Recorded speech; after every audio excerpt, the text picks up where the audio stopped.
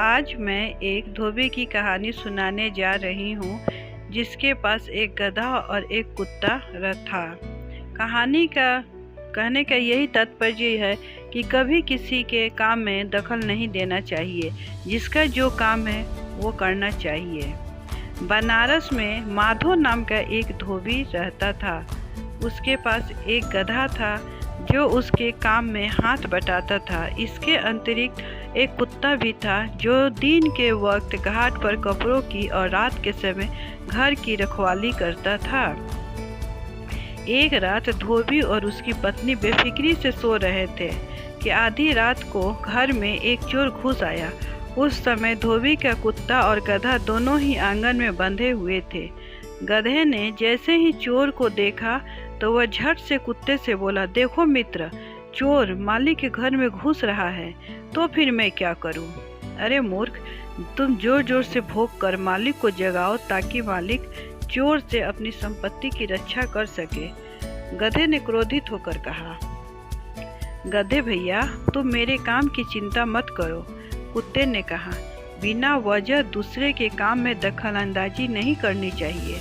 क्या तुम यह नहीं जानते हो कि मैं दिन रात मालिक के घर की रक्षा करता हूँ और हमारा मालिक मेरी सेवा का एहसान भी नहीं कहाँ मानता है। अब तो इसने मुझे समय पर खाना तक देना बंद कर दिया है। अब तो मैंने यह फैसला कर लिया है कि जब तक इसका नुकसान नहीं होगा तब तक मैं कुछ भी करने वाला नहीं हूँ।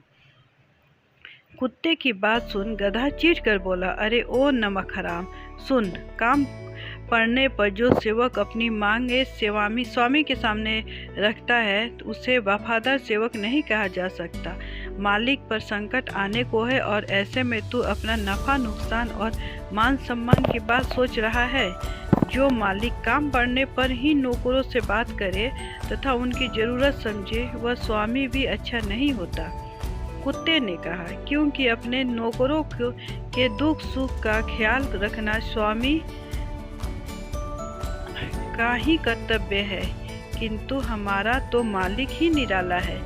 जब अपना स्वार्थ होता है तो दूध मलाई खिलाता है और जब मतलब सध जाता है तो सूखी रोटी खिलाना भी उसे बुरा लगता है।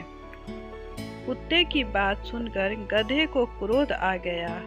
वह अपनी आंख लाल लाल करता हुआ बोला, ओ मन के खोटे, तुम पापी हो।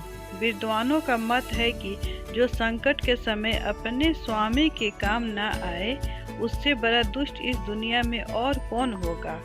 तुम भले ही आज मालिक से नमक हरामी कर लो, किंतु मैं तो मालिक का नुकसान होते नहीं देख सकता, इसलिए मैं ही स्वामी को जगाने का प्रयास करता हूँ। बस फिर क्या था, उसी समय गधे ने जोर जोर से रेंगना शुरू कर दिया, परंतु कहाँ कुत्ता और कहाँ गधा। उसकी तीखी और बेसुरी आवाज़ को सुनकर गधा धोबी की नींद खराब हो गई। उसे बहुत क्रोध आया। वह डंडा लेकर गधे को गालियाँ देता हुआ उस पर टूट पड़ा। क्रोध से भरे धोबी ने बिना कुछ सोचे समझे गधे को मारना शुरू कर दिया। मारते मारते धोबी का डंडा भी टूट गया और गधा भी मर गया। इसीलिए सच कहा गया है, कभी भी दूसरों के काम में नहीं टांग अटकाना चाहिए।